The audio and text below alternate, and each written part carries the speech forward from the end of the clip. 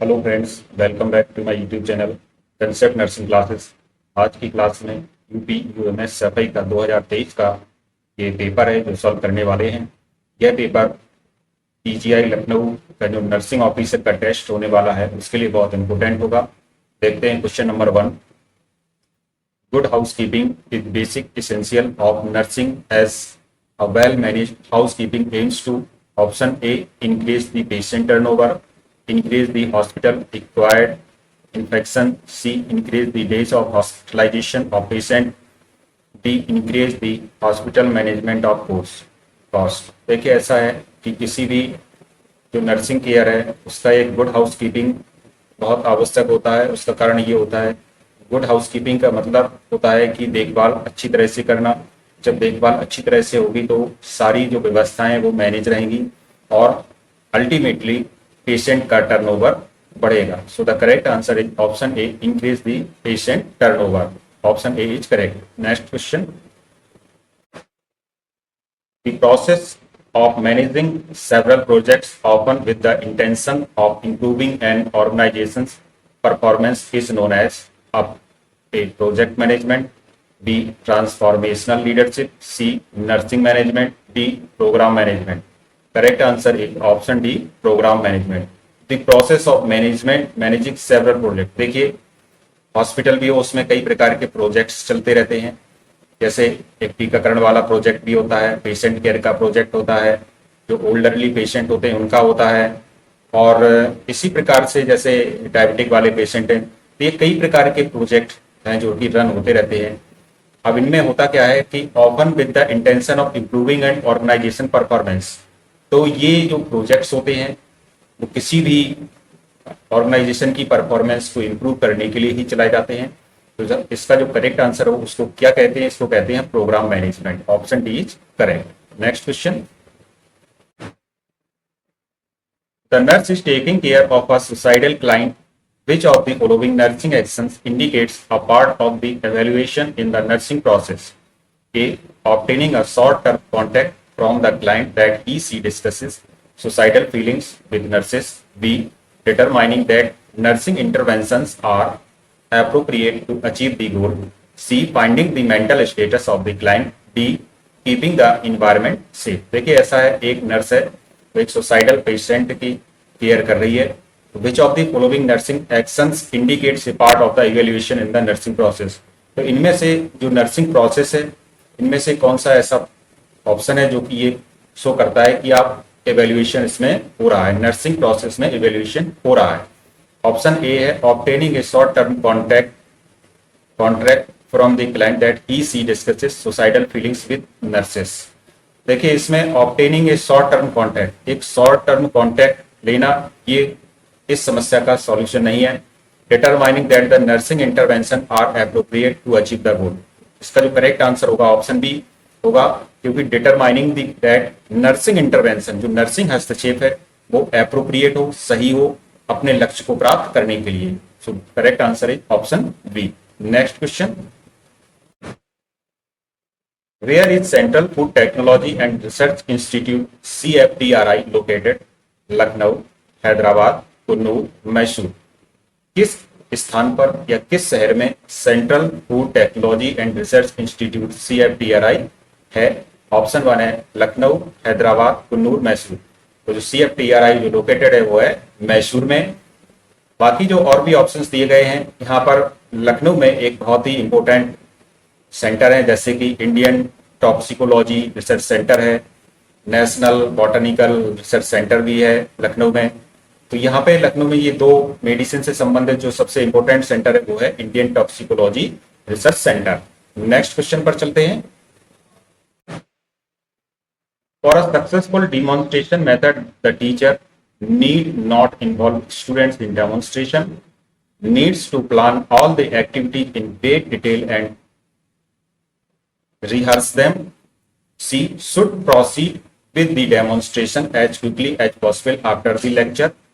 D. Should never break down the demonstration into a simple step by step pattern। देखिए ऐसा है जैसे कि आप लोग जो भी कोर्स किए होंगे, GNM हो या BSc नर्सिंग हो या PVSc नर्सिंग हो या MSc नर्सिंग हो, तो उसमें ये किस प्रकार से जो टीचिंग मेथड है वो एक सक्सेसफुल टीचिंग मेथड है कि आप सब लोग को समझ में आ जाए।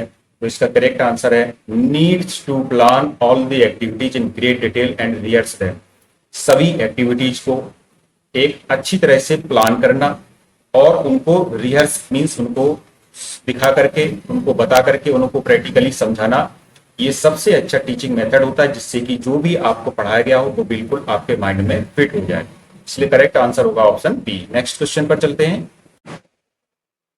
The basic characteristic of an exhibition is a play activity, B that it should have a central theme that focuses on a particular concept, C used in higher classes, that the teacher is the leader.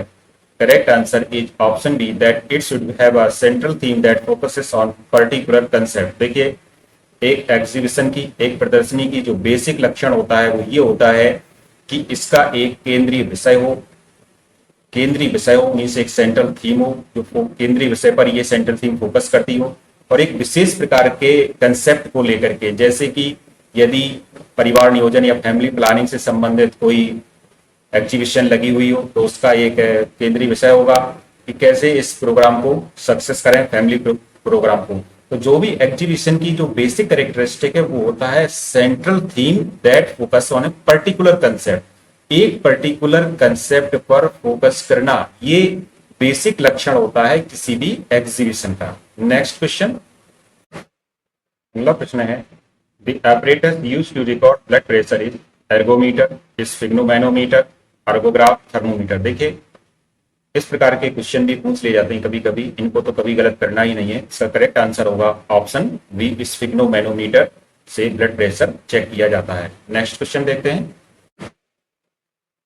In the context of music a saptak contains fill in the blank pure unadulterated notes 15, 11, 7, 18। देखिए ऐसा है, यहाँ पे जो पूछा गया है ये जीएस से संबंधित प्रश्न है।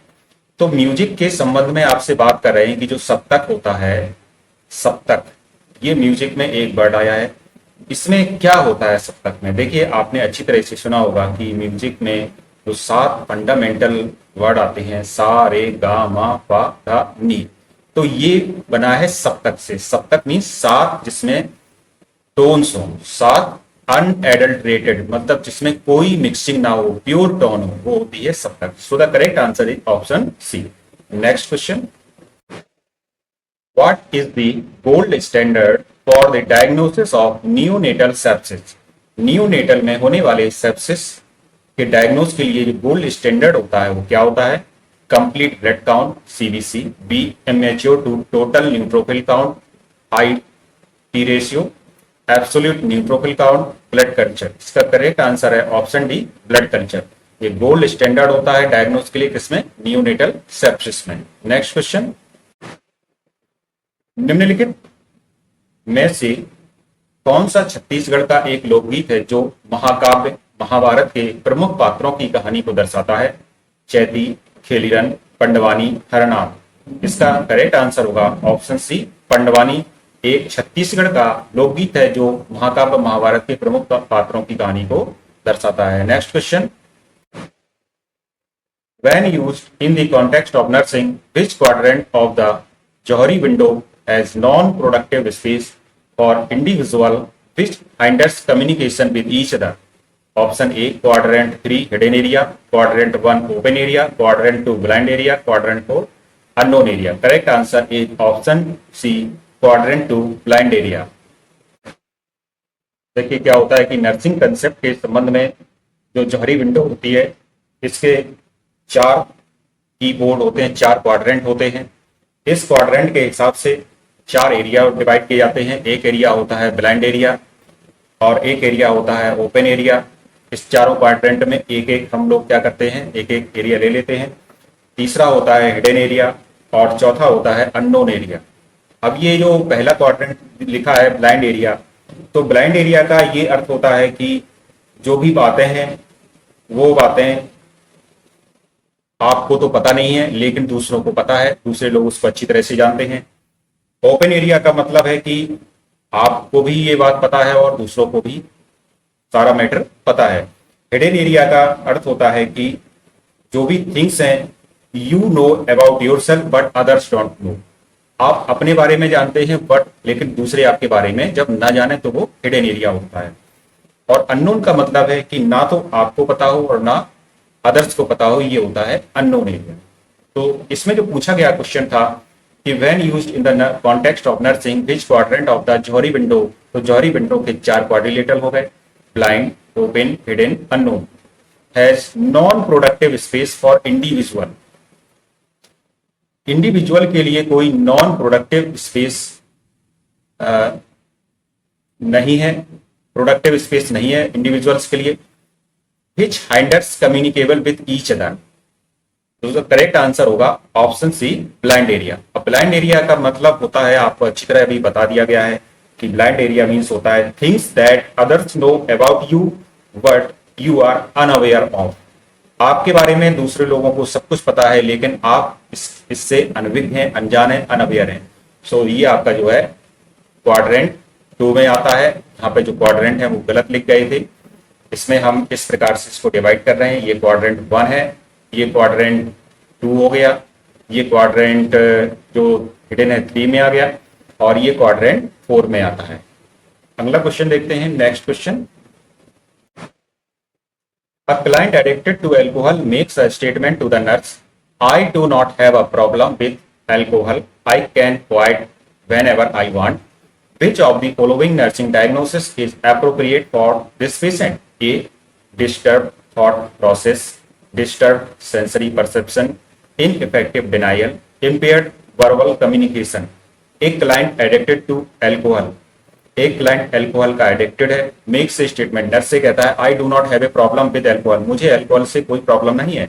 I can quite whenever I want, जब मैं चाहूं, जब मैं ऐसा चाहता हूं कि मैं इसको छोड़ दूं तो मैं इसको छोड़ सकता हूं कभी भी, ये नर्स से वो एडिक्टेड पेशेंट कहता है। Which of the following nursing diagnosis is appropriate, तो इस पेशेंट के लिए जो नर्सिंग डायग्नोसिस है वो क्या होगा, वो होगा option C, ineffective denial. Option C is correct. Next question देखते हैं। The indicator that suggest the development is seriously disordered in a child include all of the following except A, persistently low muscle tone or floppiness, persistent toe walking, no speech by 18 months, climbing stairs with 2 feet per step by 2 years। तो यहाँ पर जो पूछा जाने वाला question में ये बोला गया है कि एक चाइल्ड है, उसका डेवलपमेंट गंभीर अवस्था में माना जाएगा, सीरियसली अव्यवस्थित माना जाएगा इन सभी की स्थिति में, सिर्फ एक को छोड़कर। पहला ऑप्शन है परसिस्टेंटली लो मसल टोन, लगातार मसल टोन का, मांसपेशी की टोन का लो रहना। सेकंड है परसिस्टेंट टो वॉकिंग, पैर के अंगूठे का लगातार चलते रहना या उसमें कोई भी मूवमेंट होते रहना पैर के अंगूठे में लगातार। नो स्पीच बाय 18 मंथ, 18 महीने तक कोई भी आवाज ना आना। तो ये सभी क्या है, सीरियसली डिसऑर्डर्ड है डेवलपमेंट में, कि विकास सही से नहीं हो रहा है बच्चे का। अब ये जो फोर्थ ऑप्शन है इसमें ये पूछा गया था कि एक्सेप्ट किसके सिवाय, तो इसलिए इसका डी ऑप्शन सही है, क्योंकि क्लाइंबिंग स्टेयर्स, सीढ़ियां चढ़ना दोनों पैर से स्टेप बाय स्टेप, तो एक एक सीढ़ी 2 पैर से चढ़ना 2 वर्ष तक ये एक नॉर्मल कंडीशन होती है, ये ऐसी कोई सीरियसली डिसऑर्डर वाली कंडीशन नहीं है, इसलिए इसके करेक्ट आंसर होगा option B. Next question, the importance of accreditation for higher education institute is to ensure A license, B quality standard, C political advancement, D registration. देखिए किसी भी उच्च शिक्षा संस्थान को मान्यता देने के पीछे का जो मुख्य बिंदु होता है, जो महत्वपूर्ण काम होता है वो क्या होता है, तो उसका ये होता है कि जो भी क्वालिटी स्टैंडर्ड है, गुणवत्तापूर्ण जो भी मानक है वो वह संबंधित हायर इंस्टीट्यूट पूरा कर रहा है या नहीं कर रहा है, ये इसका इंपॉर्टेंट फैक्ट होता है, इसलिए करेक्ट आंसर होगा option B. Next question, antigens are actually fill in the blanks in nature. Option A fats, option B proteins, option C disaccharides, option D monosaccharides. जो एंटीजन होते हैं वो नेचुरली किस प्रकार के होते हैं, देखिए जो एंटीजन्स होते हैं ये प्रोटीन्स होते हैं, बेसिकली ये प्रोटीन्स होते हैं। अब ये एंटीजन्स मीन्स होता है ऐसे सब्सटेंस जो जब बॉडी पर अटैक करते हैं तो एंटीबॉडी उत्पन्न करते हैं, उनको एंटीजेंस कहते हैं। ये एंटीबॉडीज इन एंटीजेंस से बाइंड होकर के इन्हें किल करती हैं और बॉडी का इम्यून सिस्टम मेंटेन रखती हैं, बॉडी की रोगाणुओं से रक्षा करती हैं। तो the correct answer is option B, जो एंटीजेंस होते हैं ये एक प्रकार की प्रोटीन्स होते हैं। Next question, what is the early sign of subgaleal haemorrhage? तो सबगैलियल हेमरेज होता है, उसका प्रारंभिक संकेत क्या होता है? Option A hyperbilirubinaemia, option B anaemia and hypovolemic shock, option C decreasing head circumference means सिर की परिधि का कम होना, D forward and lateral position of newborn's ear, जो नवजात शिशु के कानों की आगे और पार्श्व स्थिति होती है वो होना। ये सब गैलियल हेमरेज का प्रारंभिक संकेत आपको बताना है। देखते हैं इसका जो करेक्ट आंसर होगा वो होगा forward and lateral position of A newborn's care. इसके संबंध में कुछ एक्सप्लेनेशन भी देखेंगे। तो ये जो सब गैलियल होता है, सब गैलियल हेमरेज होता है, न्यूनेट्स में होने वाली एक बहुत ही सीरियस कॉम्प्लिकेशन है और ये ब्लीडिंग कॉम्प्लिकेशन होती है। यह तब पैदा होती है जब ये ब्लड होता है ये एक्यूमुलेट हो जाता है बॉडी बेबी के स्कल के ऊपर, इस प्रकार से एक्यूमुलेट हो जाता है, तो ये इस सब गैलियल हेमरेज का कारण बनता है। और इसका जो सिग्निफिकेंट अमाउंट में क्या होता है, ब्लड लॉस हो सकता है, बेबी बहुत ही सीरियस कंडीशन में जा सकता है, कभी कभी इससे सीजर्स है, एंसेफेलोपैथी है और डेथ तक देखी गई है सब गैलियल हेमरेज से। तो इसमें जो इसका जो अर्ली साइन होता है वो होता है कि जो कान होते हैं वो फॉरवर्ड आगे की ओर आ जाते हैं और नवजात शिशु में आगे की ओर कान आते हैं और पार्ट्स में लगे हुए कान देखे जा सकते हैं। Next question,